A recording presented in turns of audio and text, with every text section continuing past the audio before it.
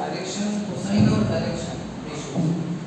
Direction cosine element बोलते हैं, actually क्या है वो cos अल्फा cos बीटा और cos गामा। और अगर एक्चुअली नंबर है, एलिमेंट कैसे फाइंड आउट करते हैं, पहली डिग्री।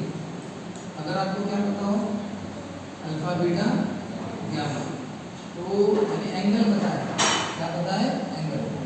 अगर आपको तीनों एंगल पता है, इसका मतलब आप cos अल्फा cos बीटा और cos गामा इजीली पता कर सकते हो। एलिमेंट मिल गया, ये पहली डिग्री।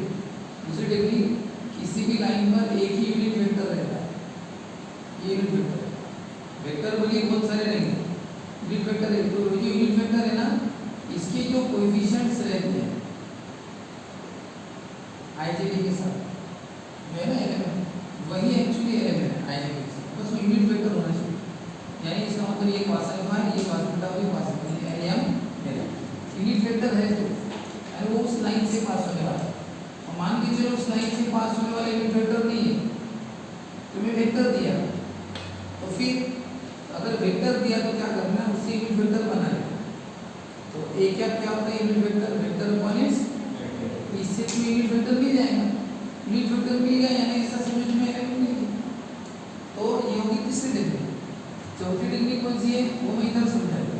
चौथी डिग्री क्या है कि अगर आपको लाइन के डायरेक्शन रेशियोज दिए, क्या दिए, तो एलिमेंट का फॉर्मूला क्या है, ए अपॉन स्क्वायर रूट।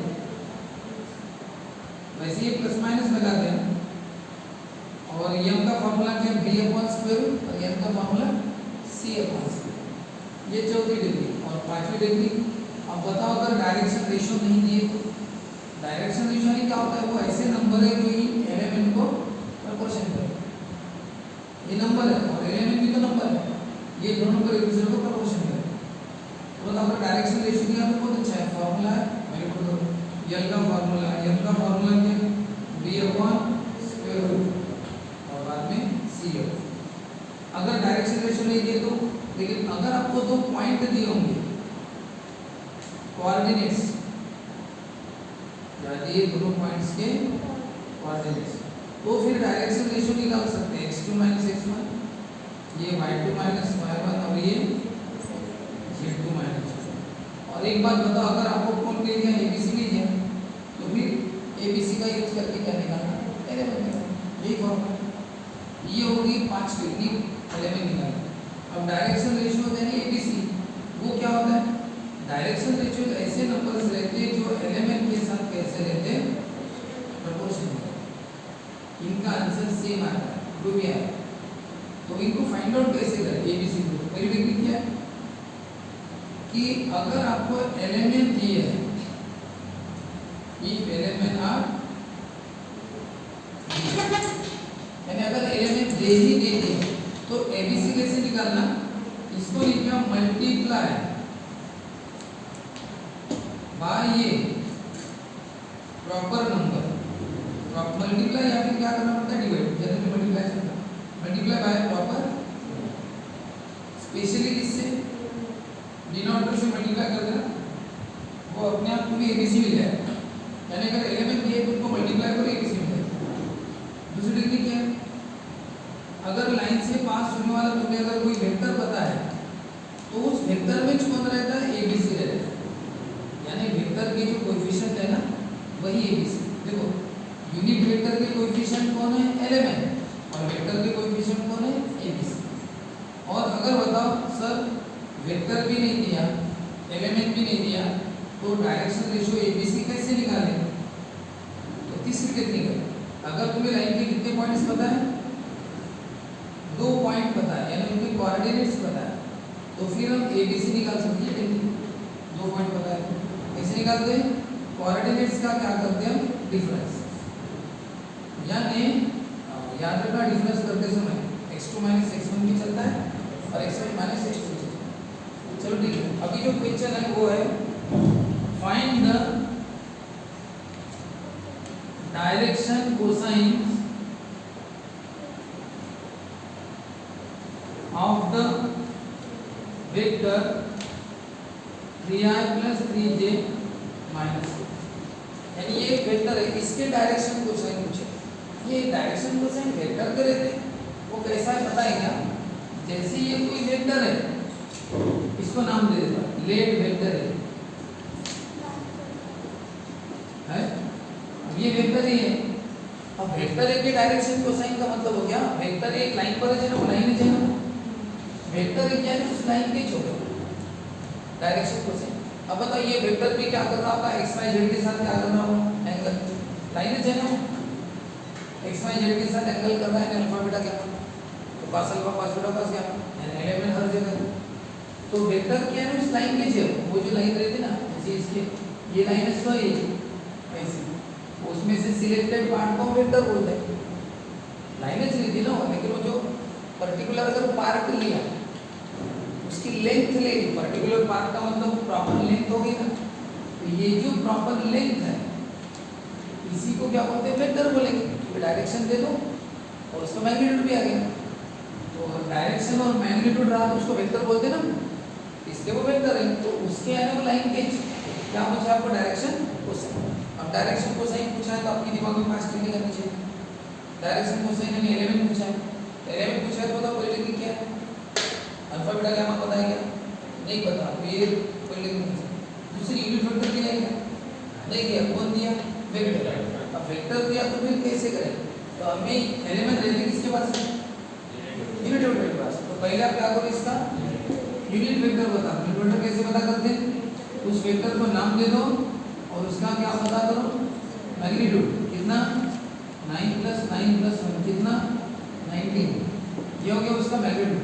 अब बताओ क्या लिखेंगे, लेट ए क्या बी द क्या यूनिट वेक्टर अलोंग वेक्टर है, ये क्या है, यूनिट वेक्टर है, अलोंग वेक्टर, यानी ये देखो ये क्या, unit vector along vector.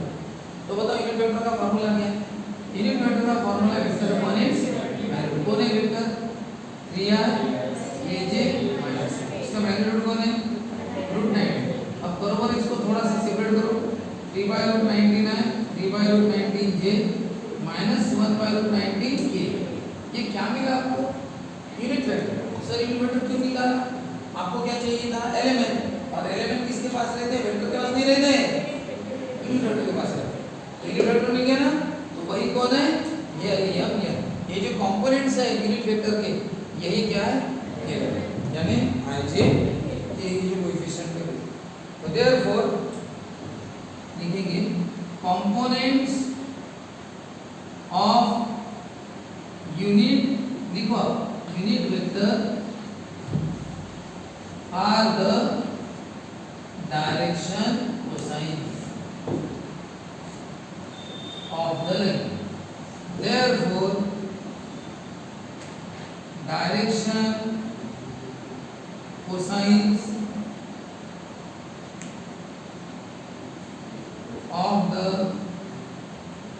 given vector are 3/√19, 3/√19 and -1/19 है वो, ये है इस लाइन की डायरेक्शन यानी वेक्टर। तो बताओ हमें वेक्टर दिया था, एक बात बताओ, इधर देखो ये वेक्टर है ना, बताओ ये कौन है, 3 3 -1, ये ABC, क्या ये ABC। और आपको क्या पूछा था, एलिमेंट।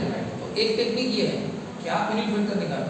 बताओ दूसरी भी टेक्निक थी, कैसी, अगर आप ये जो वेक्टर ये है इसमें जो 3 3 -1 है, तो आप अगर लिखते therefore direction ratios of the line are 3 3 -1, direction ratio है कौन, ABC। इस लाइन के डायरेक्शन रेशियो कौन है, 3 3 -1। तो बताओ आपको कौन मिल गया, ABC। और एक बात बताओ, अगर ABC पता है तो एलिमेंट कैसे मिलता है, पता है ना, A/√, आप ऐसे भी कर सकते थे, ये A/√A² B² plus C²। A कौन है, 3 A² B² और C², 3/√19। बताओ आया कि नहीं आया, 3/√19 यानी L मिल गया आपको। तो ये भी एक टेक्निक थी कि भाई आपको वेक्टर दिया, इसका मतलब ABC दिया, वेक्टर में ABC देते, इसका मतलब वो लिख देना direction ratio of the vector are 3 3 -1, उसको नाम देना ABC। देयरफॉर एलिमेंट कितना, फॉर्मूला को वैल्यू करो, यानी ये भी टेक्निक थी और ठीक है ना। आप चाहो तो घर में फुर्सत से इसको अच्छे से लिख भी सकते हो, ठीक है, लिखना होगा। बाकी का ये हमने पढ़ा है, लेकिन ये याद रखना कि ऐसे भी होता है। नेक्स्ट देखिए क्वेश्चन कौन सा है, नेक्स्ट क्वेश्चन है अपना सेकंड क्वेश्चन। ए लाइन मेक्स एंगल्स 45 और 60 degree with the positive direction of y और z एक्सिस। यानी एक लाइन है जो x y z एक्सिस के साथ, जैसे y और एक z, तो y के साथ कौन सा एंगल करती है और z के साथ कौन सा एंगल करती होती है, कितना डिग्री, 45 60। इसका मतलब ये कि ये y के साथ है ना, यानी y के साथ वाले एंगल को हम क्या बोलते हैं, बीटा, बीटा दिए, और z के साथ वाले angle gamma, alpha beta gamma, gamma भी दिया। दो एंगल दिए y और z के साथ, तो पूछा क्या, find the angle made by the line with the positive direction, x के साथ वाला एंगल बताओ, यानी क्या पूछा, अल्फा पूछा। तो शुरू कैसे करें, सॉल्यूशन, सॉल्यूशन इज कि let alpha beta gamma be the angles made by the line with the positive direction of x y z axis, ठीक है। तो इसमें से आपको दिया क्या है, गिवन दैट क्या है, गिवन दैट आपको दो एंगल दिए, ये y के साथ वाला एंगल यानी बीटा और ये z के साथ वाला एंगल यानी गामा, ये दोनों एंगल दिए। पूछा कौन सा है, तीसरा, किसके साथ वाला, x के साथ वाला यानी अल्फा पूछा, मतलब अल्फा निकालेंगे कैसा, ये काम करिए, बीटा दिए ना, तो आप cos बीटा की वैल्यू निकालें। cos बीटा यानी क्या होता है, cos 40 कितना होता है 1/, और गामा बताया ना, cos गामा यानी cos 60 कितना होता है, ठीक है। और अब लिखेंगे वी नो दैट, हमें एक बात अच्छे से बताया, कौन सा फॉर्मूला बताया, cos square alpha cos square beta और cos स्क्वायर गामा कितना होता है 1। यानी आपको कौन सा फॉर्मूला पता है, l square plus m square plus n square, यानी cos square alpha plus cos square beta plus 1, बराबर है। अब इसमें वैल्यू पुट करो, cos स्क्वायर अल्फा कुछ नहीं पता, लेकिन cos बीटा पता है ना, कितना होता है, और उसका क्या है स्क्वायर, cos गामा उसका भी स्क्वायर, क्या होगा 1 का स्क्वायर 1 रूट ओवर 2, 1 का रूट ओवर 4 इक्वल टू कितना। अब आपको क्या करना पड़ेगा, ये ऐसे इसमें क्या करना, सबसे बड़ा नंबर 4 है ना, तो क्या कर देना, मल्टीप्लाई बाय 4 से सबको मल्टीप्लाई करो, क्या होगा 4 cos स्क्वायर, इसको 4 से मल्टीप्लाई किया तो 2 आएगा, इसको 4 से मल्टीप्लाई किया तो 1 आएगा, 4 4 बढ़ेगा ना, और इसको 4 से मल्टीप्लाई किया तो 4। तो बताओ क्या आंसर है, 4 cos स्क्वायर अल्फा प्लस 3 है ना, उधर देखें क्या होगा, यानी 4 cos स्क्वायर अल्फा कितना होता है 1। तो आप बताओ cos स्क्वायर अल्फा कितना होगा 1/4, 4 में मल्टीप्लाई। अब क्या करेंगे, टेकिंग स्क्वायर रूट, 1/4 के स्क्वायर रूट 2 प्लस पे और स्क्वायर रूट ना, 1 का स्क्वायर रूट 1, 4 का स्क्वायर रूट 2, अब स्क्वायर रूट 2 होते हैं प्लस माइनस। तो बताओ एक बार हमें लेना पड़ेगा cos अल्फा की वैल्यू प्लस 1/2, और एक बार लेना पड़ेगा दो में से, सर कौन सी ले, दोनों लो। तो बताओ इसमें आपको पता है क्या 1/2 आंसर, cos अल्फा 1/2, तो बताओ अल्फा कितने डिग्री का होगा, 1/2 आंसर कब आता है 60 डिग्री में आता है ना। हम लिखेंगे बट cos 60 डिग्री कितना होता है 1/2, जो हमें पता है। तो बताओ ये इसको मैच करवाओ, राइट हैंड साइड सेम है, ये भी क्या होगा सेम, तो अल्फा कितना होगा 60। अब ये वाला आंसर आपको तुरंत पता था 1/2, लेकिन -1/2 आपको पता नहीं है, ये नेगेटिव है ना, पॉजिटिव वाले की पता रहता है, नेगेटिव वाले का नहीं पता। अब जब नेगेटिव वाले का पता नहीं रहता तो उसमें हमेशा ये वाला फार्मूला यूज करना, cos π - θ इक्वल टू -cos, क्योंकि हमें चाहिए नेगेटिव आंसर, तो हमें चाहिए नेगेटिव, तो नेगेटिव कब आता है पाई माइनस में, जैसे कि ये पाई है, ये पाई/2, मतलब पाई माइनस में कौन सा पार्ट, सेकंड पार्ट, और यहाँ पे पूरा राज किसका चल रहा है, साइन और कोसेक का, तो cos कैसे रहता है यहाँ पे cos कैसा रहता है नेगेटिव, और इसे क्या बोलते हैं पता है, इसे बोलते हैं पाई माइनस, ये पाई है ना, पाई माइनस में यानी कम हो गया, कौन सा पार्ट, सेकंड, पाई प्लस क्या तो थर्ड पार्ट बढ़ गया ना, थर्ड पाई माइनस सेकंड, तो सेकंड में cos कैसा रहता है, ये सेकंड है ना, सेकंड में cos कैसा रहता है नेगेटिव, इसमें वही वाला यूज करो, हमें नेगेटिव चाहिए इसलिए।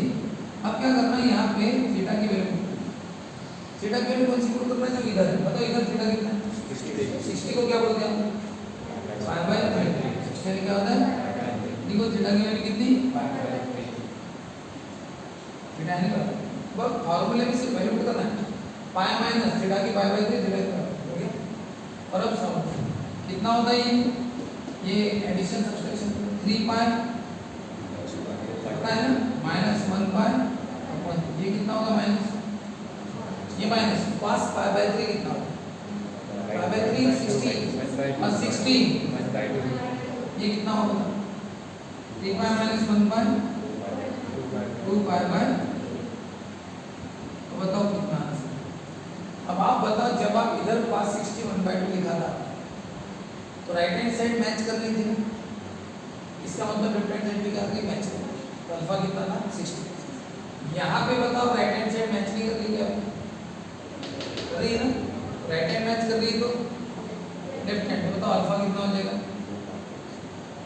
अल्फा कितना होगा 2 पाई बाय 3 यानी कितना डिग्री,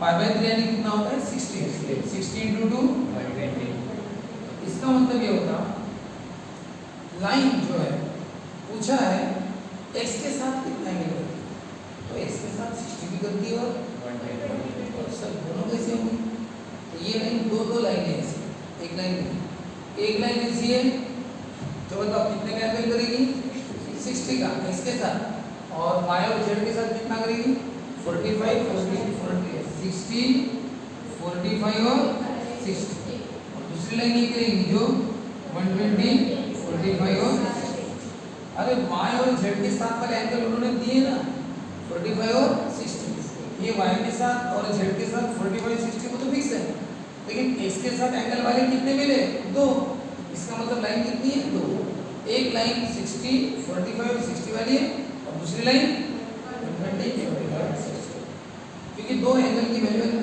तो एक ही लाइन कैसे होगी, देखो एक लाइन एक ही एंगल बनाएगी ना, दो एंगल बनाएगी क्या, और ये वाली लाइन है ये एक्स एक्सिस है, मतलब ये वाली लाइन एक्स एक्सिस पर एंगल बनेगी, या तो 60 का करेगी या 120 का करेगी, तो भी एक्स करेगी, तो ये कौन सा एंगल करेगी 60 वाली एक लाइन और दूसरी 120 वाली दूसरी, एक्स के साथ 60 वाली एक लाइन है और 120 वाली दूसरी लाइन, यानी कितनी लाइन है, तो यहाँ पे फिर आंसर लिखना पड़ेगा कि इस यहाँ पे दो लाइन मिलेंगी भाई, जो y के साथ 45 और z के साथ 60 है, ऐसी दो लाइन, क्यों दो लाइन है, क्योंकि एंगल कितने मिले x के दो, इसलिए वो दो लाइन, वो लिखना पड़ेगा से, तो लिखो there are two lines satisfying the given conditions,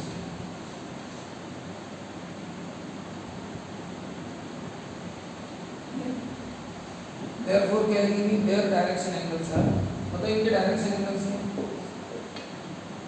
their direction angles are, बताओ पहला x का कितना है 60, y का 45 और z का 60, ये तो दोनों दिए थे, एंड बताओ दूसरी लाइन की कितना है, x का कितना है 120, y का 45 और z का 60, ये तो फिक्स है y और z का 45 60, बस x वाला बदल गया, इस तरह से इसे दो लाइन, यानी इस क्वेश्चन में क्या पूछा था कि दो एंगल दिया है तो तीसरा एंगल बता दो, यानी y और z का एंगल दिया था x पता करो, या फिर हो सकता है x और y का लेके दो z बता दो, तो पता कैसे करना, अल्फा बीटा क्या मान दिया, इसका मतलब दो दिए ना, इसका मतलब दोनों के पास भी पता है और ये फॉर्मूला भी पता है, इन दोनों की वैल्यू पुट करो, तीसरा नहीं पता, स्क्वायरिंग करो, नीचे 4 का मल्टीप्लाई में 4, सबको 4 से मल्टीप्लाई किया और फिर ये 3 उधर गए तो 4 - 3 1 हो गया, 4 ने डिवाइड किया तो 1/4 एक ही स्क्वायर, अब दो आंसर है पॉजिटिव और नेगेटिव, पॉजिटिव आंसर का जल्दी पता रहता है, नेगेटिव के लिए हमेशा फॉर्मूला कौन सा पास प्राइमरी से इक्वल टू माइनस प्लस, ये वाला फॉर्मूला, और इसमें थीटा की वैल्यू इधर वाली पुट करना, ये 60 है वही पुट करना, 60 यानी पाई बाय 3 होगा, वही 60 थीटा के लिए तो पाई बाय 3 पुट करो, फिर बताओ 3 pi minus 1 pi 2 pi by 3 और ये माइनस पास पर कितना होगा, और अब बताओ RHS 7 RHS सेम है तो LHS, तो अल्फा की वैल्यू कितनी होगी 2 आएगा। अल्फा की दो वैल्यू, इसका मतलब 2 लाइन।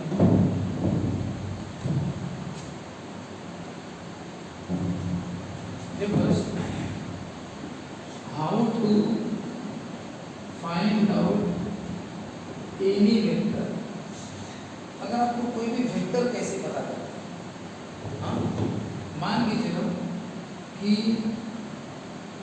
आपको एक वेक्टर ए तैयार करना है, कोई टेक्निक क्या है, अगर आपको पॉइंट ए पता है, क्या पता है पॉइंट ए, तो उस पॉइंट से क्या बनता है वेक्टर ए 2i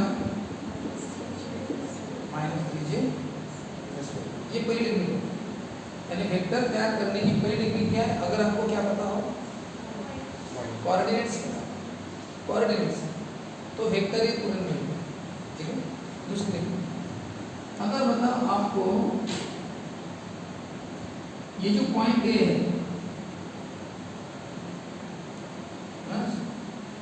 यानी इसमें वेक्टर है, वेक्टर ये, लेकिन मैं वेक्टर पी लेता हूँ, ये वेक्टर पी हो जाएगा।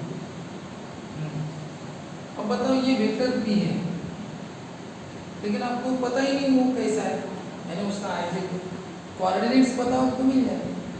अब कैसे पता करें सर, कोऑर्डिनेट्स तो दिए नहीं, जैसे कोऑर्डिनेट दिए तो हम यही टेक्निक कब तक पढ़ेंगे, अब दूसरी टेक्निक पढ़ेंगे वेक्टर निकालना। अगर ये वेक्टर किस लाइन से जाता है, उस लाइन के अगर आपको क्या पता हो डायरेक्शन रेशियो, क्या पता हो डायरेक्शन रेशियो, तो बता अगर उस लाइन के डायरेक्शन रेशियो पता है तो आप वो किस में डाल सकते हो, वेक्टर में डाल सकते हो। अगर इस लाइन के डायरेक्शन रेशियो सपोज -2 है, 3 और 4 है, इसका मतलब वेक्टर पी क्या हो गया -2i 3j 4, क्योंकि हम ये पढ़े हैं कि वेक्टर में क्या रहते हैं डायरेक्शन रेशियो, और यूनिट वेक्टर में क्या रहता है, यूनिट वेक्टर में डायरेक्शन कोसाइन यानी एलिमेंट रहता है, और वेक्टर में क्या रहता है एबीसी रहता है, एबीसी दिए है ना, यानी अगर दिए तो अगर लाइन के क्या दे दिए एबीसी यानी डायरेक्शन रेशियो, अगर दिए वेक्टर भी तुरंत है। ये दूसरी टेक्निक जो आपको अब तक पता नहीं थी, आपको अब तो यही पता था पॉइंट ए कोऑर्डिनेट तो वेक्टर बना, लेकिन ये दूसरी टेक्निक।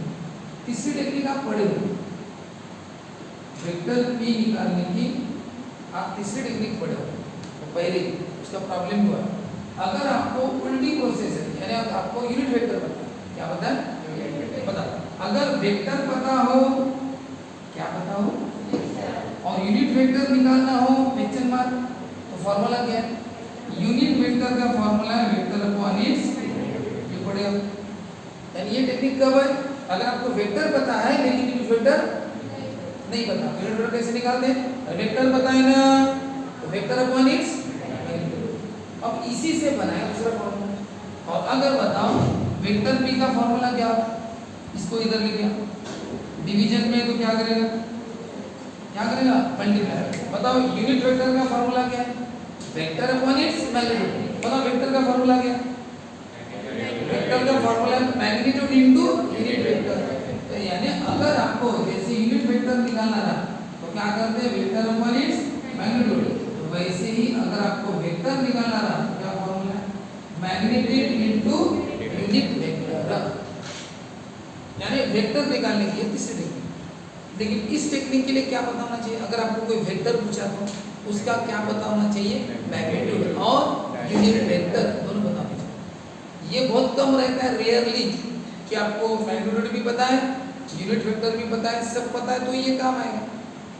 इसलिए इसका आज तक हम एक ही प्रॉब्लम पढ़े, क्योंकि ये सिर्फ एक ही प्रॉब्लम में था, यही वाला क्यों ज़्यादा पढ़े वेक्टर निकालने की ये टेक्निक, क्योंकि अब तक आपको क्या दिए थे कोऑर्डिनेट्स, तो आपने क्या बताया वेक्टर बताया, डायरेक्शन रेशियो भी पढ़े नहीं आप, अब आपको पहली बार पता चला कि अगर लाइन के डायरेक्शन रेशियो भी अगर बताओगे, लाइन के डायरेक्शन रेशियो अगर बताओगे, इसका मतलब तुम्हें उस लाइन का वेक्टर पता चल जाएगा, उस लाइन का वेक्टर पता चल जाएगा, वो डायरेक्शन रेशियो डाल दो मिल जाएगा। लेकिन सर ऐसा कुछ भी नहीं है, तो लाइन के डायरेक्शन रेशियो नहीं पता, कोऑर्डिनेट नहीं पता पॉइंट्स के, तो फिर अगर आपको उस वेक्टर का क्या पता हो मैग्नीट्यूड, यानी मैग्नीट्यूड दिया है और वेक्टर पूछा है। क्या दिया है? वेक्टर का मैग्नीट्यूड। एक वेक्टर है जिसका मैग्नीट्यूड 6 है, यानी 6 इतना लंबा है, वो बताओ वेक्टर कैसा है, वही पूछा है। उल्टा अब तक क्या होता था, ये वेक्टर अगर आपको पता रहा, जैसे ये अगर वेक्टर पता रहा तो हम तुरंत क्या निकालते हैं, उसका मैग्नीट्यूड निकालते हैं। क्या करते हैं? कोएफिशिएंट का स्क्वायर, ऐसा ही करते हैं। और कोएफिशिएंट का स्क्वायर करके 9 + 4 13 + 1 14। बताओ वेक्टर पता है, इसलिए क्या निकाला, मैग्नीट्यूड निकाला। यही कोशिश करते थे ना। अब उल्टा, अगर मैंने बोला मैग्नीट्यूड पता है तो बताओ वेक्टर भी कैसा होगा। एक वेक्टर है जिसका मैग्नीट्यूड √14 है, एक वेक्टर है जिसका मैग्नीट्यूड, बताओ वेक्टर कैसा है। तो इस यहाँ पे कौन सी मेथड काम आती है, वो वाली कि अगर वेक्टर पूछा है और कौन दिया है, मैग्नीट्यूड, तो मैग्नीट्यूड इनटू यूनिट वेक्टर, ये उसका फॉर्मूला। क्या फॉर्मूला है वेक्टर निकालेगा? Magnitude into unit. मैग्नीट्यूड कितना है? √14, लेकिन यूनिट वेक्टर पता नहीं। आगे आपका अब यूनिट वेक्टर पता करना पड़ेगा, तब हम ये वेक्टर निकाल सकते हैं। सर यूनिट वेक्टर कैसे पता करें? तो यूनिट वेक्टर निकालना कौन सी बड़ी बात है, यूनिट वेक्टर निकालना है ना। यूनिट वेक्टर सर कैसे निकालें?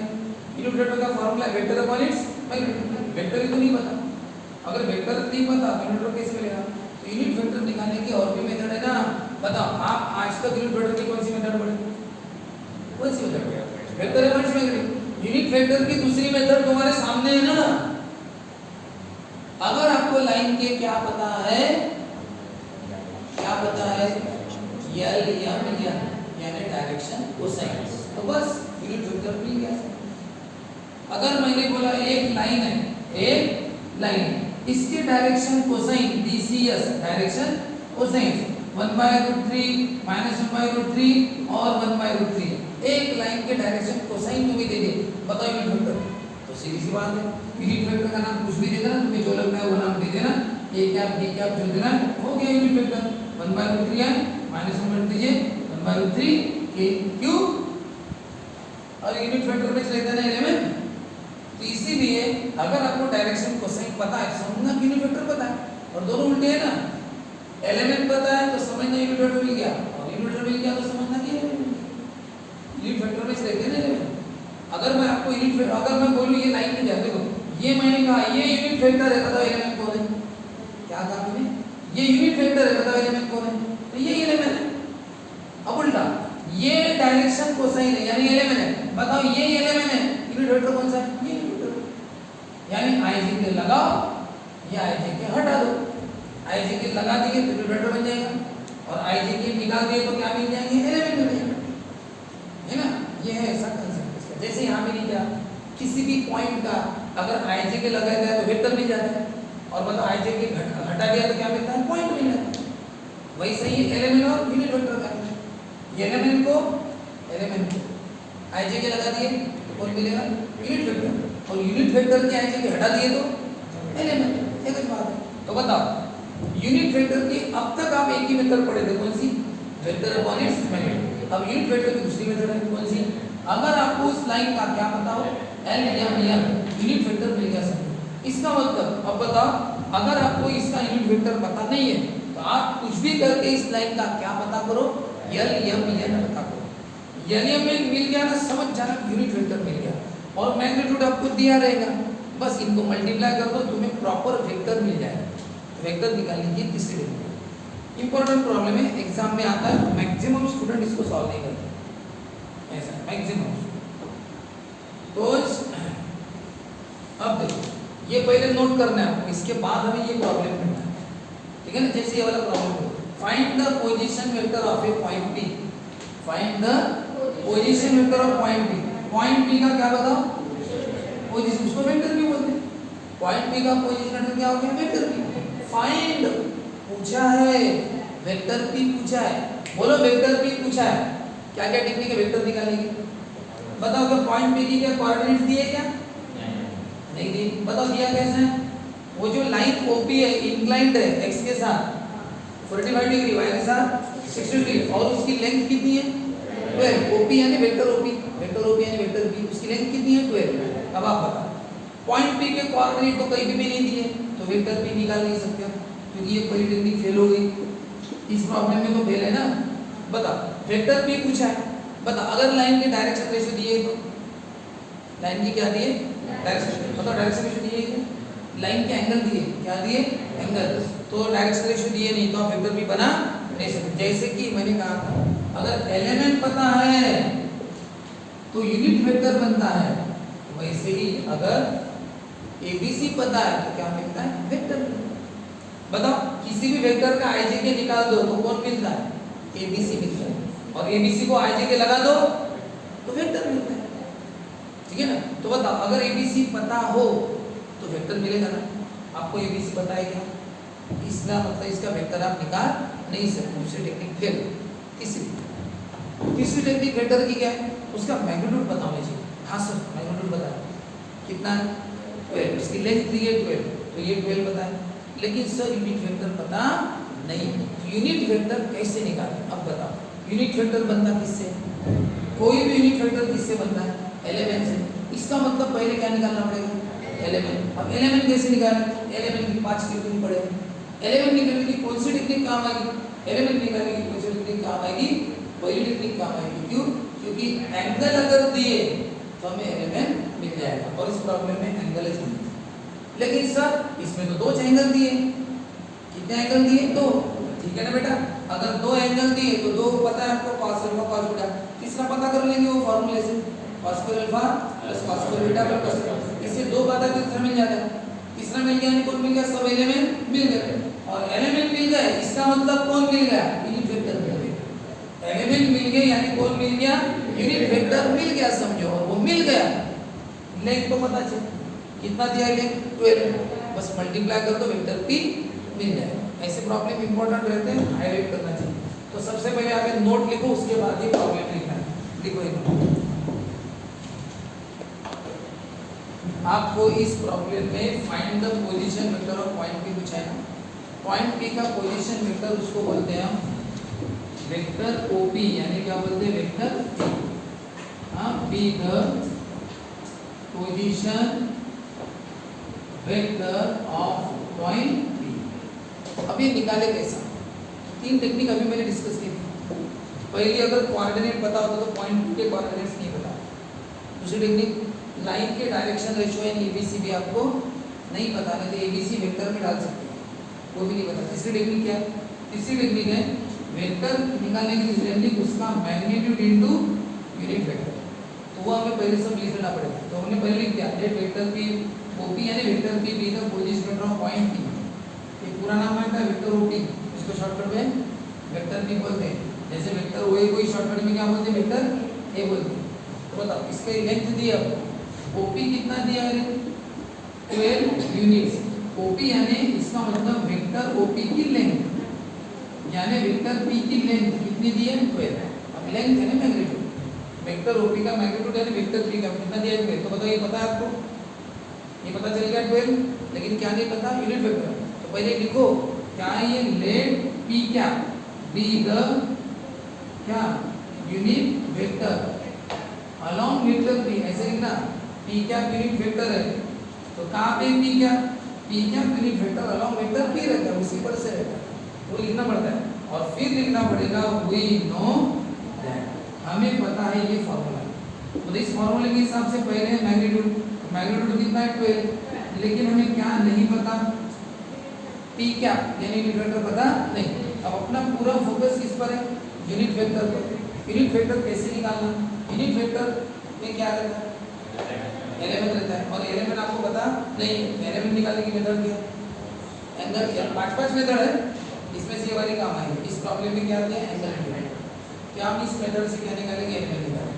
तो कैसे, जैसे पहले लिखना पड़ेगा let alpha beta gamma be the angles made by the line OP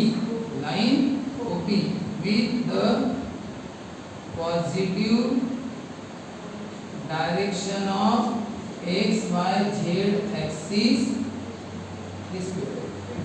alpha beta क्या होगा, angles made by the line OP लिखना with the positive direction of x y z axis। तो बताओ अल्फा कितना दिया, बताओ x के साथ वाला एंगल कितना दिया 45 डिग्री, मैंने अल्फा कितना दिया 45, ये y के साथ कितना है 16, यानी बीटा कितना है 16, लेकिन आपको z के साथ वाला एंगल यानी गामा पता नहीं है। चलो अल्फा पता है तो हमें क्या पता चलेगा, पता है cos अल्फा पता चलेगा।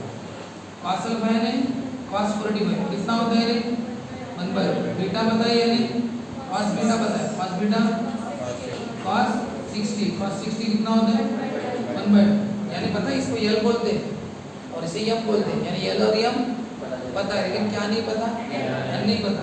आप इसको L और M बोल सकते हो और आपको N नहीं पता तो आप क्या लिख सकते हो, we know that L square M square N square equal to कितना, यहाँ पे ये वाला फॉर्मूला यूज करो, cos square alpha cos square beta plus cos square gamma equal to, इसमें इन दोनों की वैल्यू पुट करो, तीसरा तुम्हें मिल जाएगा।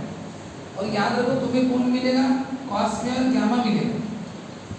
अभी cos स्क्वायर गामा मान के चलो इतना है, इसका मतलब टेकिंग स्क्वायर रूट तो कितना आएगा प्लस माइनस प्लस माइनस। तो आपको अल्फा की गामा की वैल्यू निकालना नहीं, ये बात ध्यान याद रखना। आपको तीसरा एंगल नहीं पूछा है, जैसे इसके पहले का प्रॉब्लम कौन सा था कि एक लाइन x के साथ एंगल कर रही है 45, y के साथ 60, बताओ z के साथ वाला एंगल कौन सा, तो z के साथ वाला एंगल पूछा यानी गामा पूछा, तो उस केस में आपको गामा निकालना पड़ेगा, इसके जस्ट पिछले वाला पर। लेकिन इस प्रॉब्लम में आपको एंगल पूछा ही नहीं, आपको पूछा L M N, direction cosine पूछे कि यही तो N है ना, पास गामा क्या है N है, यानी N आपको मिल गया प्लस माइनस 1/2। फॉर एग्जांपल बताएं कि अगर cos स्क्वायर गामा की वैल्यू अगर 1/2 है तो cos गामा की कितनी होगी, टेकिंग स्क्वायर रूट, यानी आपको N की वैल्यू मिल गई, क्योंकि आपको यहाँ पे एंगल वैल्यू पूछा नहीं है, आपको डायरेक्ट cos गामा चाहिए यानी N चाहिए। इसलिए आप ये फॉर्मूला यूज कर सकते हो या फिर ये भी यूज कर सकते हो, L square M square N square कितना होता है, दोनों में से किसी से भी जा सकते हो। बताओ L कितना है 1/2, उसका क्या स्क्वायर है, M कितना है 1/2 उसका स्क्वायर, और ये N स्क्वायर बताएगा तुम्हें नहीं पता, ठीक है। N इक्वल टू क्या लिख देंगे 5, उसका बाकी का नहीं पता, ठीक है।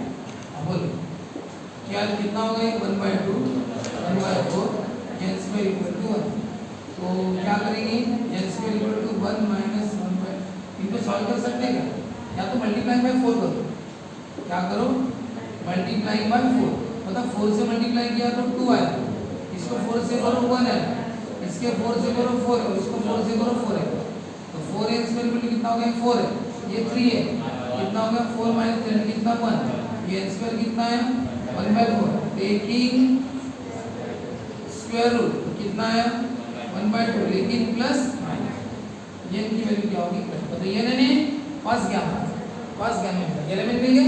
तो बताओ अगर आपको एलिमेंट पता है इसका मतलब क्या होगा, क्या है वी नो दैट, क्या पता है यूनिट वेक्टर, जो हमें पता नहीं था अब पता चल गया। तो बताओ यूनिट वेक्टर में क्या रहता है, L I M J N, हमें पता है यूनिट वेक्टर एलिमेंट से बनता है, तो बस अभी L लिख दो, L कितना L पता है ना, L यानी cos अल्फा पता है ना, cos 45 1/√2, M भी पता था, सर M कैसे पता था, अरे बीटा पता था ना, बीटा पता है यानी cos बीटा पता है, यानी M पता है कितना है 1/2, क्या पता नहीं था, गामा पता नहीं था एंगल, गामा नहीं पता तो cos गामा नहीं पता, यानी N नहीं पता। अब N निकाला इस मेथड से, तो बताइए N कितना है, N कितना है प्लस माइनस 1/2, यूनिट वेक्टर कितने मिल गए 2 एक तरह से।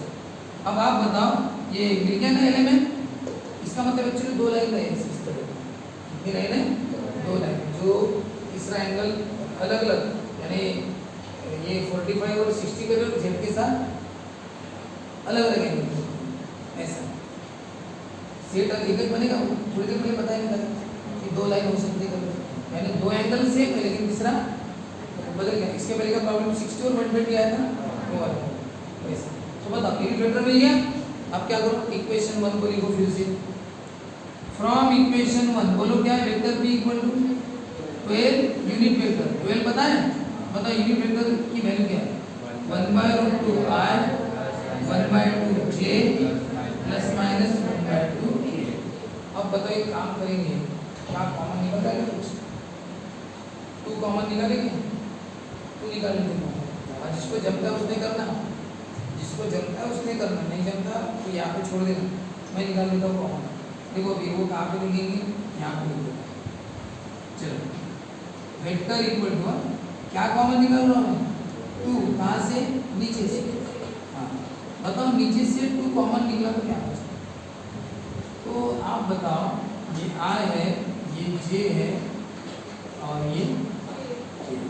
सर ये नीचे से 2 गया तो क्या बचा, ±1, क्योंकि वो नीचे से 2, देखो 2 नीचे से आया तो ये ±1, नीचे से 2 गया तो क्या बचा, +1, 2 गया ना +1। सर यहाँ से नीचे 2 थोड़ी है, कौन है वो, √2 है। तो सर वहाँ से कैसे, वहाँ तो 2 है ही नहीं, तो जबरदस्ती से काम करे या यहाँ पर जबरदस्ती करेंगे, मेरे कौन सी 2 था ही नहीं, कॉमन निकाल दें। तो अगर जब जबरदस्ती से नीचे से निकाल रहे तो वो 2 कहाँ लिखना चाहिए, ऊपर लिखना चाहिए। जब नीचे से कॉमन निकाल दे और नहीं रहा तो कहाँ लिखना चाहिए, ऊपर लिखना चाहिए।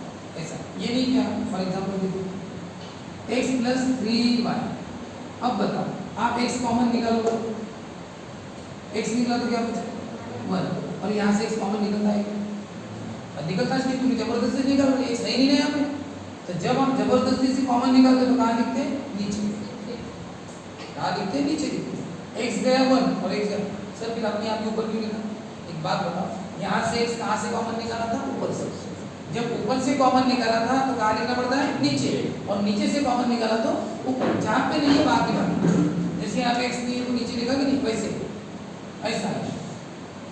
तो जैसे नीचे से 2 कॉमन निकाला तो 2 तो निकल गया, यहाँ पे तो है 2, कोई प्रॉब्लम नहीं, 2 गया तो 1 बचा, यहाँ पे 2 गया तो 1 बचा। सर यहाँ पे नीचे 2 नहीं है तो फिर जबरदस्ती से निकाल रहे 2 कॉमन, तो कहाँ लिखना चाहिए, ऊपर। ऐसा बताओ कितना हो गया, 6। बताओ 2/√2 क्या होता है, नहीं पता। 2/√2 क्या होता है, √2 होता है। रूट अगर नीचे रहा तो कहाँ जाता है, ऊपर जाता है। ये क्या होता है, आप इसको अगर आपको लगता है कि यहाँ पे 2 नहीं है, सर दोनों में 2 है और इसमें 2 नहीं है, अपने मन से दिखा दो ना, कैसे, नीचे 2 ऊपर 2। अब बताओ क्या समझे, यहाँ पे दोनों जगह 2 था, सर यहाँ पे 2 नहीं था, अपने में से लिख दो, नीचे भी 2, अब देखो नीचे अपने मन से लिखा, ऊपर भी लिखना नहीं पड़ेगा। अब तुम नीचे 2 नहीं है अपने मन से लिख रहे हो तो फिर ऊपर भी लिखना पड़ेगा ना, बैलेंस करने के लिए। और अब बताओ तीनों 2 निकाल दो नीचे के, बताओ ये 2 गया तो क्या बचा, नीचे वाला 2 गया तो क्या बचा, 2/√2। यहाँ से 2 गया तो क्या बचा, 1, और यहाँ से 2 गया तो क्या बचा, और यहाँ से 2 गया तो क्या बचा, 2/√2। आगे करने ऐसा, यानी यहाँ पे नहीं है 2 तो शो कर दो, लेकिन याद रखना नीचे शो किया तो ऊपर शो, इस तरह का वो कंसेप्ट है। तो बताओ ये वेक्टर, जिसको ज़्यादा नहीं करता ना तो चुपचाप ये वेक्टर लिख दिए 12 और यूनिट वेक्टर लिख दिए। बताओ ये वेक्टर कौन सी टेक्निक से निकाला, ये वेक्टर हमने कोऑर्डिनेट से नहीं निकाला और ना एबीसी से निकाला, तीसरी टेक्निक है वेक्टर की, कौन सी, वेक्टर निकालने की तीसरी टेक्निक क्या है, मैग्नीट्यूड इनटू यूनिट वेक्टर। और ये टेक्निक से क्यों गए, क्योंकि इसमें क्या दिया था, मैग्नीट्यूड। कितना दिया था, 12, बस क्या नहीं दिया था, यूनिट वेक्टर, तो हमने पता किया। कैसे पता किया यूनिट वेक्टर, यूनिट वेक्टर बनता किससे, यूनिट वेक्टर किससे बनता है, यल एम एन से, हमने एलिमेंट पता किए। सर कैसे पता किए, ये एंगल दिए ना, अल्फा बीटा गैमा भी दे एंगल्स, इसका मतलब तुम्हें अल्फा और बीटा पता है 2, तो गैमा भी मिल जाएगा, लेकिन एक्चुअली गैमा पूछा नहीं आपको, तो अल्फा बीटा पता है ना, इसका मतलब आपको पास अल्फा और पास बीटा पता है, यानी आपको यल और यम पता है, पास अल्फा पास बीटा पता है ना, यल और यम पता है, बस यम नहीं पता, पास गैमा नहीं पता, तो ठीक है फॉर्मूला लिखो, L square M square N square माना होता है, यल का स्क्वायर एम का स्क्वायर और एन का स्क्वायर नहीं पता, ये सॉल्व करो, मल्टीप्लाइंग बाय 4 करो सबको, तो फिर इनको उधर लेके जाओ, एन स्क्वायर की वैल्यू 1/4, टेकिंग स्क्वायर रूट करो, एन मिल गया। आपको एन चाहिए, गैमा अगर नहीं चाहिए, एन मिल गया, हो गया। We know that unit vector element से बनता है और एन की वैल्यू क्या है, ±1/2, बाकी ये अलग एम की वैल्यू यहाँ पे है। और फिर ये वाला फॉर्मूला लिखो, वेक्टर p = 12 यूनिट वेक्टर, 12 पता है, यूनिट वेक्टर p भी पता है, तो ये हो गया आंसर। जिसको डिटेल में सॉल्व करना है वो कर लेना ऐसे।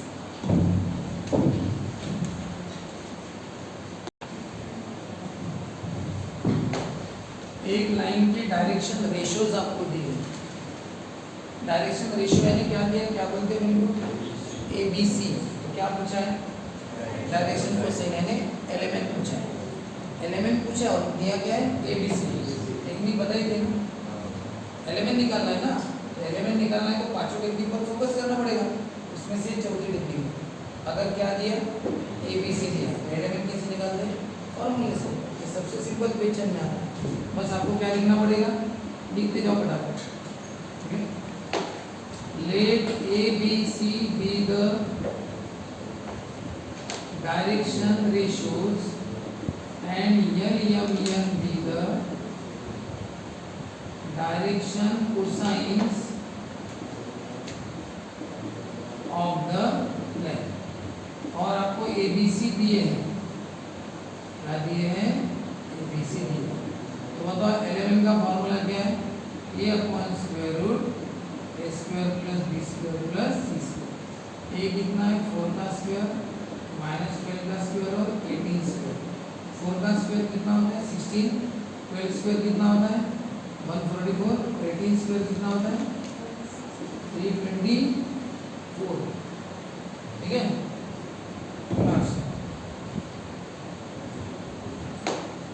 अब आप बताओ कितना होगा, सबका एडिशन किया तो 24 प्लस 16 कितना होता है 24 प्लस 6 30 40 340 144 4 484। बताओ किसका स्क्वायर रूट है ये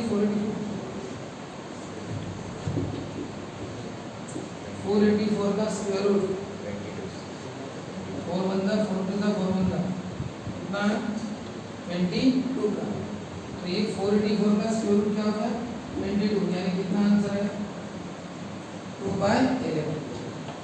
ये 2 का स्क्वायर रूट और ये 484 का स्क्वायर रूट 22 होता है, 22 का स्क्वायर होता है ना 44, तो उसका स्क्वायर रूट क्या होगा 22, तो कट गया तो कितना है 2/11। तो ये का फॉर्मूला क्या है b upon square root a square plus b square plus c square.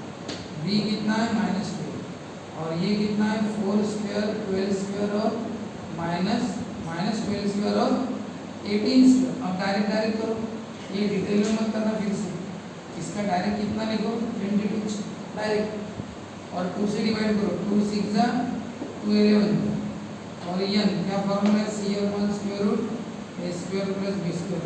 c कितना है रे 18 और इसमें वही 4 स्क्वायर माइनस 12 स्क्वायर 18 स्क्वायर। डायरेक्ट करो, इसका आंसर कितना आया था 22, 2 9 जा 2 11। Therefore direction cosines of the given line are 2/11 minus 6/11 and 9/11। आता लक्ष्य द्या सर्वांनी। आपको जब ये 11 का फॉर्मूला लिख के दिया तो ऐसा लिख के दिया, क्या लिख के दिया प्लस माइनस, और हम यहाँ पे तो कोई प्लस माइनस यूज नहीं कर रहे, प्लस वाला ले रहे, यानी कहने का मतलब जैसा है वैसा ही प्लस माइनस तो लगाएंगे सर हम। वो न लगाने का कारण है क्या होता है, ये जो लाइन है ये कौन से क्वाड्रेंट से जा रही है, कौन से क्वाड्रेंट से पास हो रही है, यानी x के साथ वाला एंगल कौन से क्वाड्रेंट में आता है। अगर बताओ x के साथ वाला एंगल अगर 30 डिग्री है, मान के चलो x के साथ अगर 30 डिग्री का एंगल किया इसके साथ x के साथ, तो अल्फा कितना हो गया 30, अल्फा 30 यानी cos अल्फा कितना हो गया cos 30 और cos 30 कितना होता है √3/2, यानी ये वाला आंसर पॉजिटिव आएगा। अल्फा अगर एक्यूट एंगल रहा ऐसा रहा 30 डिग्री एक्यूट ना, अल्फा एक्यूट है तो हर एंगल क्या cos अल्फा क्या होगा, फर्स्ट क्वाड्रेंट वाले सबसे ट्रिग्नोमेट्री क्या रहती है पॉजिटिव रहती है।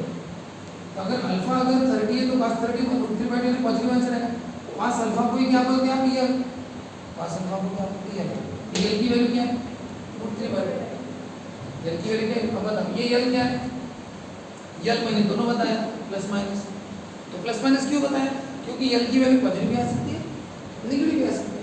बताओ यहाँ पे यल की वैल्यू कैसी है पॉजिटिव, क्योंकि आपको एंगल पता है। बताओ यही एंगल अगर 120 डिग्री रहा तो अल्फा कितना होगा 120 डिग्री, अल्फा यानी x के साथ वाला है। अब x के साथ वाला एंगल अगर आपको पता है ऑब्ट्यूज से करके, यानी अल्फा कितना हो गया ऑब्ट्यूज 120 डिग्री, तो cos 120 होगा फिर ये cos 120 कितना होगा -1/2, यानी cos अल्फा यानी L की वैल्यू क्या है नेगेटिव, तो L की वैल्यू पॉजिटिव भी आ सकती है नेगेटिव, इसलिए यहाँ पे क्या लगाते हैं प्लस माइनस लगा दे बच्चों। अब एक बात बताओ, हमें ये दिया है क्या उन्होंने कि इसका एंगल कहाँ पे, तो फर्स्ट क्वाड्रेंट में सेकंड में कुछ नहीं पता, इसलिए वो प्लस माइनस लगाना था। सिंपली जनरल फॉर्मूला यूज करना, भाई ये वाला ABC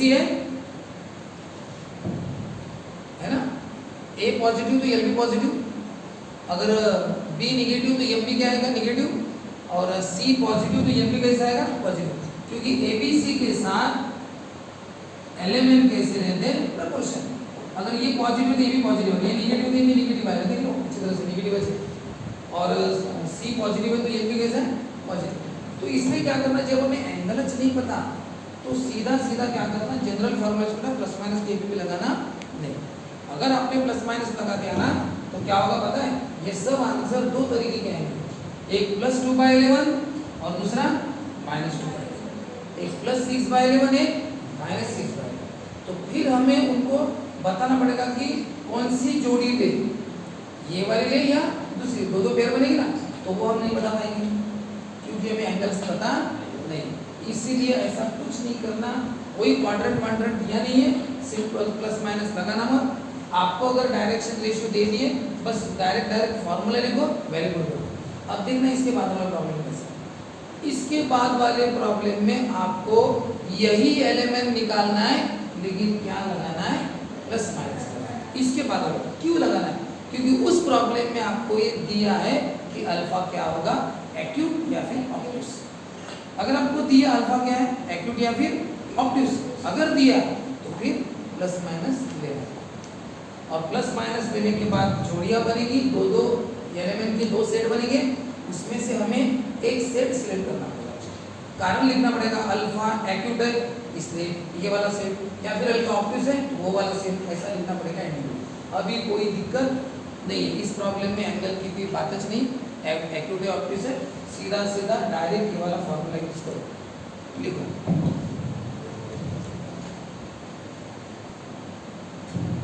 ये लाइन जो है ना दो पॉइंट से पास हुई, कितने पॉइंट से, अगर ये दो पॉइंट से पास हो रही तो इसके क्या बताओ, उनके डायरेक्शन रेशियो ABC पूछा है, बताओ डायरेक्शन रेशियो से ABC निकालने की तीन टेक्निक बताइए, ABC निकालने की तीन टेक्निक कौन सी। पहली टेक्निक, अगर एलिमेंट दिए उनको डिनोमिनेटर से मल्टीप्लाई कर दो, ABC मिल जाएगा।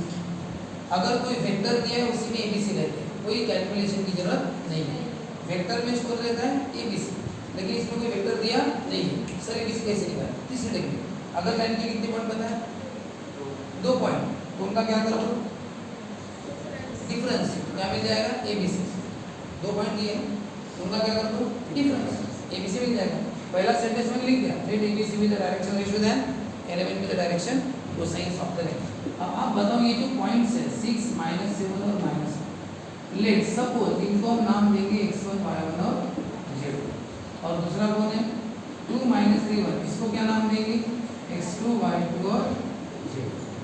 ये ना, अब बताओ ABC का फॉर्मूला, अगर आपको दोनों के कोऑर्डिनेट्स पता है तो डायरेक्शन रेशियो मिल जाएगा, क्या करना पड़ेगा अब x2 x1। अब एक बात बताओ सर, ये x1 x2 कर, ये भी एक क्वेश्चन है, ठीक है ना, क्या करना चाहिए प्रॉब्लम के हिसाब से। तो देखो अगर इसमें ये वाली लाइन नहीं है, कौन सी अल्फा इज एक्यूट या ऑब्ट्यूस, अगर ऐसा कुछ नहीं होता बस direct find the direction ratio that direction cosine of the line, तो फिर कुछ भी करो सब चलता है, ठीक है ना। जैसे x2 x1 किया, x2 कौन है 2, x1 कौन है 6, कितना आया माइनस, बताओ y2 y1, बोलो y2 कौन है -3 और y1 कौन है -3, तो -3 + 7 कितना है 4, और c क्या होता है z2 z2, z2 कौन है 1 और z1 कौन है -1, z2 z1, 1 + 1 कितना है, तो ये क्या हो गया एक लाइन के डायरेक्शन रेशियो। अब क्या बताएं डायरेक्शन कोसाइन, बताओ ABC मिल गए तो ABC मिल जाए तो क्या निकालना है एलिमेंट, फॉर्मूला रेडी, लेकिन अब फॉर्मूले में हम क्या लगाओ प्लस माइनस क्यों, प्लस माइनस क्यों लगाना, ये एंगल की बात की है इसलिए हमें प्लस माइनस लगाना। बताओ वी नो दैट, बोलो क्या है यल का formula, A upon square root A square plus B square plus, एक काम कर सकते हो आप पहले ही निकाल सकते हो कि A square plus B square plus C square, मतलब ए कितना है माइनस 4, बी कितना है 4 स्क्वायर, सी कितना है 2 स्क्वायर, कितना हो गया 16 प्लस 16 प्लस 4 कितना हो गया 36, उसका स्क्वायर रूट क्या है 6 हो गया। अब बताओ प्लस माइनस ऐसा सामने लगा, बोलो ए की वैल्यू कितनी है, ए की वैल्यू आटा समझेंगे आगे नहीं बताओ, ए की वैल्यू क्या है और ये स्क्वायर रूट कितना है 6, तो बोलो आंसर कितना है plus minus -2 by, plus minus मैंने बाहर रखा और क्या लिखा -2। अब बताओ यम का फॉर्मूला क्या है, बी अपॉन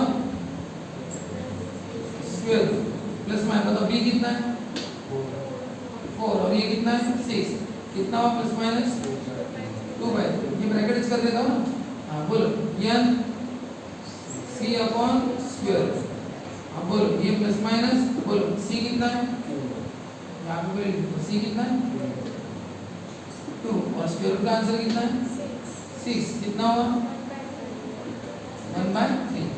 अब आप बताओ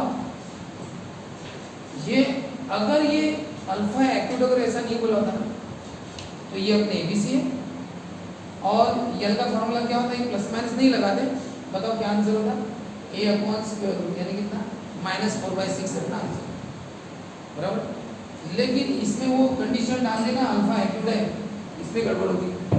अब बताओ यल की दो वैल्यू आती है, कैसी वैल्यू आती है, अगर मैं प्लस साइन लगाता हूँ तो यल का आंसर आएगा -2/3 और अगर माइनस साइन लगाता हूँ तो वो आएगा +2/2। अब यल पॉजिटिव ले या नेगेटिव है, मेरा वो कंफ्यूजन है। बताओ अल्फा कैसा दिया है, तो यहाँ पे लिखेंगे 6 अल्फा इज एक्यूट, तो बताओ पास अल्फा कैसे है एक्यूट, इसका मतलब अल्फा इज इन एक्यूट है तो कौन से क्वाड्रेंट में, alpha is in first quadrant, और फर्स्ट क्वाड्रेंट में पास अल्फा कैसा रहता है, पास alpha is positive, therefore L is positive, पास अल्फा यानी यल ना, तो बताओ यल की वैल्यू कौन सी ले पॉजिटिव, तो बताओ यल कौन सा लिया है, यल कौन सा, ये प्लस लगाने वाला हो या माइनस लगाने वाला हो, यल की वैल्यू पॉजिटिव चाहिए तो कौन सा यल लेना पड़ेगा, ये -2/3 करके तो क्या आएगा 2/3, ठीक है ना। अब आप बताओ अगर ये वाला 2/3 है वो वाला, तो बताओ यहाँ पे क्या होगा, ये कौन सा है, हर जगह कौन सा साइन लगेगा, कौन सा साइन सही रहे, यहाँ पे माइनस साइन सही हो गया, क्योंकि माइनस लगाने से क्या होता है वो प्लस बनता है, तो इसका मतलब एम भी क्या लेना पड़ेगा माइनस ब्रैकेट में 2/3 -2/3, और एन भी कौन सा माइनस और ब्रैकेट में कौन सा माइनस, कितना आएगा -2, ठीक है। तो इस तरह से आपको कौन मिल गई है 3 मिल गई, यल या यल 2/3 -2/3 और -2।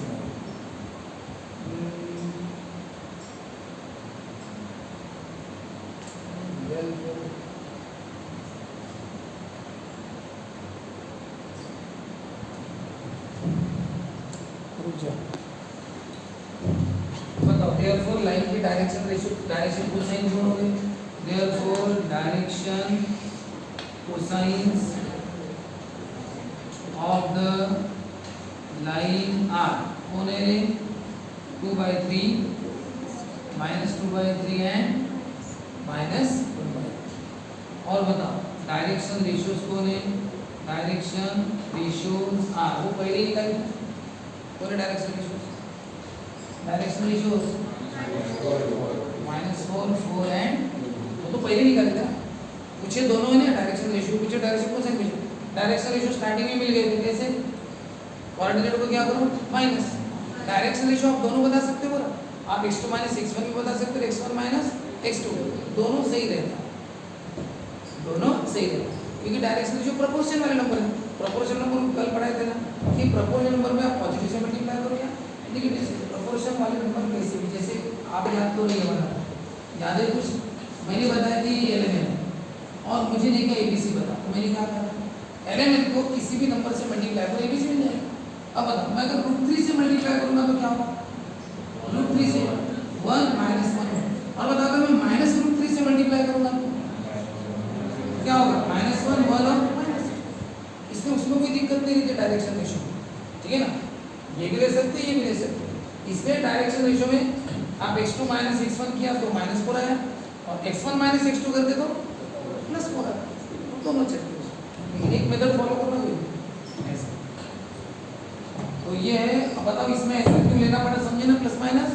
इसमें एंगल दिया है एक्यूट, इसके हिसाब से हमें वो बाद में कैलकुलेट करना पड़ेगा, अभी पहले प्लस माइनस ले लो इस तरह से। हाँ देखिए, तो cos square alpha, cos square beta, cos square gamma 1 होता है, ये प्रूव करना है। तो हमें पहले अल्फा बीटा गामा लेना पड़ेगा यार, कैसे लेंगे बताओ। हम एक पॉइंट लेंगे ए, ठीक है, और उसके कोऑर्डिनेट लेंगे एक्स वाई जेड, और ओरिजिन से लिया हो तो क्या बन गया, वेक्टर ए, वेक्टर ओ ए को क्या बोलते हैं, वेक्टर। अब बताओ वेक्टर ये तीनों एक्सिस से एंगल कर रहा है, बताओ वेक्टर ये एक्स एक्सिस से कौन सा एंगल कर रहा है, अल्फा, वाई एक्सिस से बीटा, और जेड के साथ, यानी ये जो वेक्टर ये एक्स के साथ अल्फा, वाई के साथ बीटा और जेड के साथ क्या है, ये वेक्टर वही है ना, इस जेड के साथ क्या एक्स के साथ अल्फा और वाई के साथ बीटा है, तीनों एक्सिस के साथ तीन एंगल कर रहा है। तो लिखना पड़ेगा let A X Y Z be any point in the space, ठीक है। तो बताओ देयरफॉर वेक्टर ओ ए को ही क्या मिलेंगे, वेक्टर ए क्या होगा, एक्स आई वाई जे, सही है। अब बोलो उसका मैग्नीट्यूड भी निकालो, क्या है उसका मैग्नीट्यूड, मैग्नीट्यूड कैसे निकालते हैं, मैग्नीट्यूड कोएफिशिएंट का स्क्वायर, मिल गया ना। चलो अब बताओ, अब हमें लिखना पड़ेगा let vector A make angles alpha beta gamma with the positive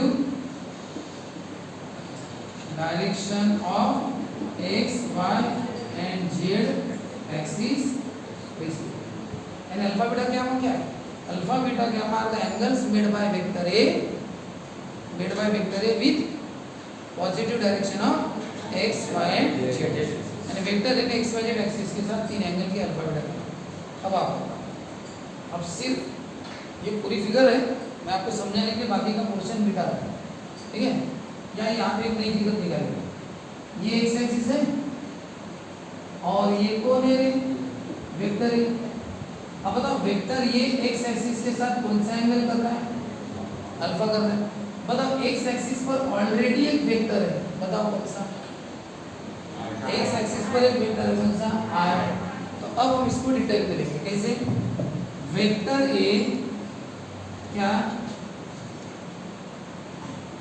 alpha is the angle between vector A and X axis, बराबर है। That is alpha is the angle between vector A and vector R, ये समझिएगा। Alpha vector A और x axis के बीच का angle है, इसका मतलब अल्फा किसके बीच का एंगल है, vector A and vector R, इनके बीच का एंगल, सही है। हम दोनों के बीच का एंगल पता है, बताओ। डॉट प्रोडक्ट आप जानते हो, डॉट प्रोडक्ट का फॉर्मूला क्या होता है, mod of A mod of B cos theta. बताओ cos थीटा का फॉर्मूला क्या होता है, ए डॉट बी, उन दोनों का डॉट प्रोडक्ट और उन्हीं का मैग्नीट्यूड, ठीक है ना। अब ये cos थीटा का फॉर्मूला है, इसका बनाएंगे cos अल्फा। तो बताओ cos अल्फा का फॉर्मूला क्या होगा, अभी मिटा रहो, cos अल्फा का फॉर्मूला क्या बनेगा बताओ, वेक्टर ए और बताओ ए और बी के बीच में थीटा रहता है ना, थीटा किसके बीच में रहता है? ए और बी के बीच में। तो ऐसे अल्फा किसके बीच में? ए और आई के बीच में।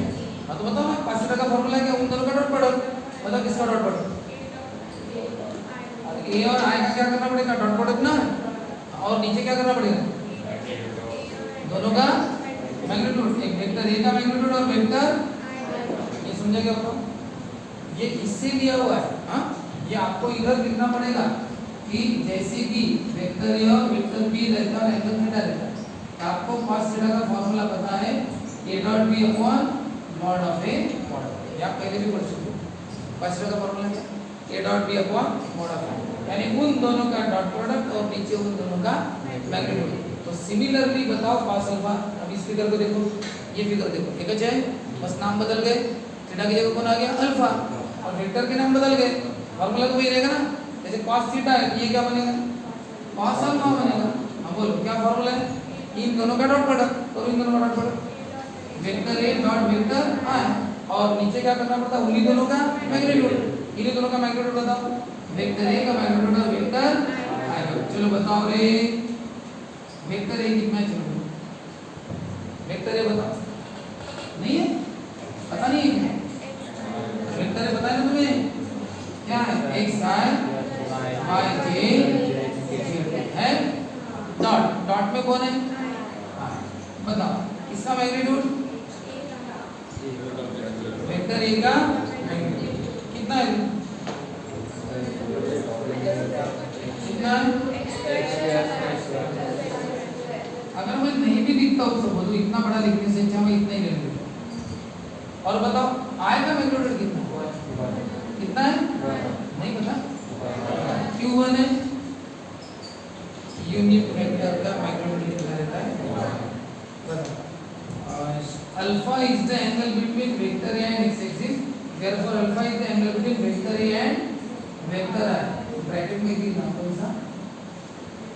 यूनिट वेक्टर उसके बीच। चलो बताओ क्या आंसर है? cos अल्फा की वैल्यू क्या होगा? हाँ करो ना, डॉट प्रोडक्ट करो। डॉट प्रोडक्ट कैसे करते हैं? y का i के साथ, यानी x into 1 1 ना हो, x into 1 और y into क्या हो? ये j का कौन है? 0 और z into 0 और नीचे कौन है? वेक्टर a का। कितना आंसर है? x upon mod of vector a। एक बात बताओ, जैसे cos अल्फा का आंसर है x upon mod of vector a, जैसे वेक्टर a ने x के साथ एंगल किया यानी i के साथ एंगल किया तो cos अल्फा का ये आंसर है। वैसे ही तो वेक्टर ए किसके साथ एंगल कर रहा है? y के साथ। कौन सा कर रहा है? बीटा। तो फिर ये a और j के बीच का एंगल होगा, a और j cos बीटा, उसका भी वैसे ही बनेगा। तो इस तरह अलग अलग ना करते हुए डायरेक्ट लिखेंगे क्या? सिमिलरली बताओ cos बीटा का आंसर क्या होगा और cos गामा का आंसर? cos अल्फा में x है तो cos बीटा में y और cos गामा में क्या आएगा? ये समझेंगे। और अब आप करो एक काम, क्या? क्या? cos square alpha cos square beta plus cos square gamma, इसका आंसर कितना आना चाहिए? 1।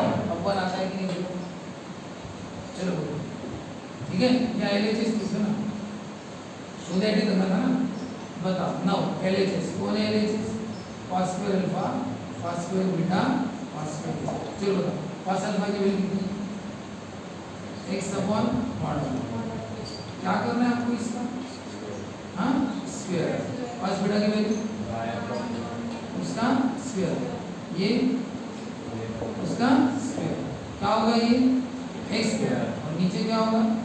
इसका स्क्वायर, ये y स्क्वायर और मैग्नीट्यूड का क्या होगा? स्क्वायर। z स्क्वायर और मैग्नीट्यूड का स्क्वायर। बताओ सबका डिनोमिनेटर कैसा है? सेम है, तो क्या होगा? नीचे वही रहेगा, ऊपर क्या आएगा? x square y square plus z। अब आप बताओ, अब आप उनकी वैल्यू पुट करो। बताओ मॉड ऑफ e की वैल्यू कितनी? मॉड ऑफ e की वैल्यू है रूट में x स्क्वायर y स्क्वायर। अब बताओ मॉड ऑफ e का क्या करना है? स्क्वायर। बताओ क्या होगा? x square y square z square upon x square y square z square. कितना है? 1। कौन सी साइड मिली आपको? आगे। तो देयरफॉर क्या हो गया? cos square alpha plus cos square beta plus cos square equal to कितना हो गया, फोर क्या हो गया L square M square L square कितना हो गया। कैसे किया, अल्फा बीटा गामा का प्रूफ है तो अल्फा बीटा गामा बताना पड़ेगा। अल्फा बीटा गामा क्या है, कोई भी लाइन ने तीनों के साथ एंगल किया, तो लाइन कौन सी ली हमने, वेक्टर ए लिया कि सपोज पॉइंट ए लिया एक्स वाई जेड, तो वेक्टर ए बन गया एक्स वाई जेड के, उसका मैग्नीट्यूड भी निकाल दिया और लिखा कि वेक्टर ए तीनों एक्सिस के साथ तीन तरह के एंगल कर रहा है और उसमें से एक कोई सॉल्व किया तो भी वेक्टर ए एक्स के साथ एंगल कर रहा है कितना, अल्फा, यानी एक्स के साथ कर रहे हैं किसके साथ, आई के साथ। तो अल्फा किसके बीच का एंगल हो गया, वेक्टर ए और आई के बीच का। अब बताओ थीटा अगर वेक्टर ए और बी के बीच का एंगल है तो बताओ डॉट प्रोडक्ट में cos थीटा आता है, ये फॉर्म ये शो दैट अपना पास का है, शो दैट किसका है, इसलिए डॉट प्रोडक्ट का यूज किया क्योंकि डॉट प्रोडक्ट में cos थीटा का फॉर्मूला है। तो cos थीटा का क्या होता है, इन दोनों का डॉट प्रोडक्ट नीचे उनका मैग्नीट्यूड, सेम यहाँ पे क्या है cos अल्फा क्या होगा, इन दोनों का डॉट प्रोडक्ट और नीचे दोनों का मैग्नीट्यूड। अब इसका मैग्नीट्यूड आता है 1 क्योंकि यूनिट वेक्टर है, हमने लिखा है ऊपर भी, और वेक्टर का मैग्नीट्यूड में लिखा नहीं, बहुत जगह लिखा होगा इसलिए नहीं लिखा, नहीं तो मैं लिख देता यार, लिख सकते थे, नहीं लिखा, रहने दिया ऊपर। और बताओ ऊपर वेक्टर है, ये वेक्टर है, वेक्टर है लिखा, डॉट पे कौन है, आई, अब डॉट प्रोडक्ट होता किसका, आई का आगे साथ, तो ये एक आई का कोएफिशिएंट x है और यहाँ पे आई का कौन है 1, तो x into 1। अब ये लिखने की एक्चुअली जरूरत नहीं है आपको, y into 0 z into 0, ये y into उधर 0 z into उधर 0, कोई जरूरत नहीं थी, डायरेक्ट x into 1x और नीचे मॉड ऑफ a, वो हम मॉड ऑफ a की वैल्यू पुट कर सकते थे, नहीं पुट के रहने देते। तो मतलब अगर cos अल्फा में x आता है तो cos बीटा में क्या आएगा y। अब बताओ वैसे ही वेक्टर है किसके साथ एंगल करेगा, y के साथ, वो कौन सा करेगा, बीटा, यहाँ पे cos बीटा का फॉर्मूला हमने, फिर वही होगा वेक्टर है डॉट किसके साथ, j के साथ। तो उसका डिटेल में ना करते हुए cos अल्फा में x है तो cos बीटा cos में y और z है, वही मॉड ऑफ वेक्टर ही है। अब आ जाओ अपनी लाइन पर, प्रूव दैट हो गए तीनों का square consider LHS, cos alpha की value x by mod of a y by z, square कर दो x का स्क्वायर मॉड का स्क्वायर, या सबका स्क्वायर, सबका डिनोमिनेटर कैसे सेम और तीनों का क्या होगा एडिशन। अब मॉड ऑफ a की वैल्यू पुट करो रूट है और ये कौन है square, square square root cancel करके कितना है 1, LHS इक्वल टू 100। अब हम क्या